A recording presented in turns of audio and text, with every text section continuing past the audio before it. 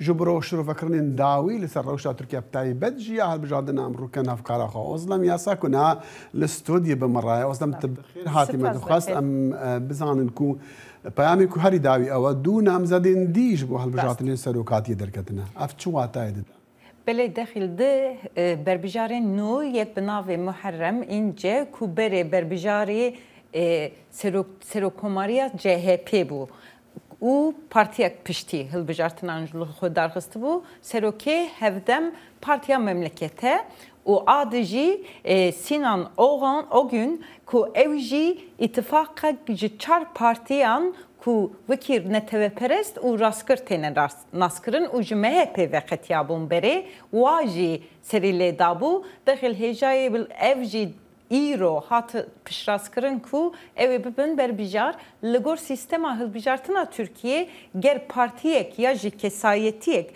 li parlamena Tirkiye nûnertiya wî nebe bo serîlêdana berbijariya Serokkomariyê dibe 100,000 serîlêdanên nivîskî yê kesayetî werin kirin. Ev pêvajo Ew bû ji her duwan re?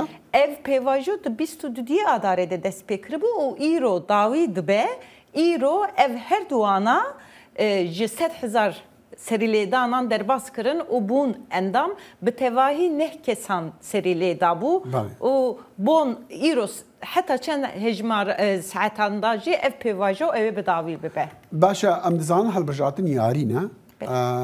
لێ نامزەتکردنا vana یاریەک بە di qazanca layanekî de Erdoganiyan Kiliçdar Oglo yan ne? Li gor şîrevekeran ev di berjevendiya Erdogan da ye û li gor raportên medyayê jî Erdogan hemû rêxistinên xunê heremî kiriye tevgerê ku herin ji bo van kesana serî lêdin li gor car jî li raportan û şîrovekaran dibêjin ku herkî berbijar zêde bin ew ê di berjewendiya Erdogan bi ji ber ku ew ê di nav opozisyonê de parçebûn hebe çê bibe. Başa o zaman dixwaz bahsê rawergetina bikim ku nihar de derdkevin rapirsî derdkevin ka piştevanî li kê bitirtêkirin ca çi cem te heye?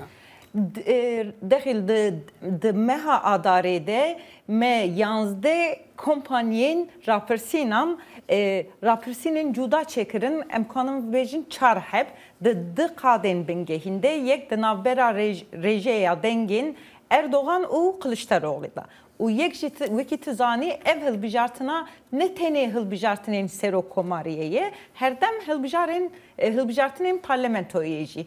û li gor va rapirsînên yanzdê kompanyan di meha adarê de min jî li gor xwe hesab kir di rêjeya navengî ya Erdogan xweya dike ku û Kılıçdaroğlu du pêşiyê daye ji 44 heta 53 ya û Erdogan jî xweya dike ji 39 heta 42 ev jî tê rêjeya ku di navbera her duwa da li gor ji sedî çar ferq heye. Lê li vir de xalek girînke ji ber ku hin ji van rapirsînana ji beriya ku HDP berbijarek dernexistibû hatiye diyar kirin. Yani dibêjin ku eger HDP ankar ev jî tevî dengên hesabkirina HDP ne?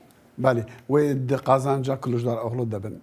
Wisa xweya dike tevî ku HDP bi nav diyar nekiriye hîne. Lê dibêje şertî Kurdan yekî ew bûye ku sistema serokatî nebîne be ser sistema parlamentoman. Rastê tevî ku navê Kılıçdaroğlu bi fermî destnîşan nekiriye se lê ji ber ku berbijarek nîşan neda ev tem vateye ku ev ê Kılıçdaroğlu pêşniyar bike. Ozlam bitinê ne hilbijartinên serokatî wê parleman jî hene û tedî parleman xwedî de salata divê meselê de divê mijarî de. Îca te çi heye li ser mesela hilbijartinên parleman?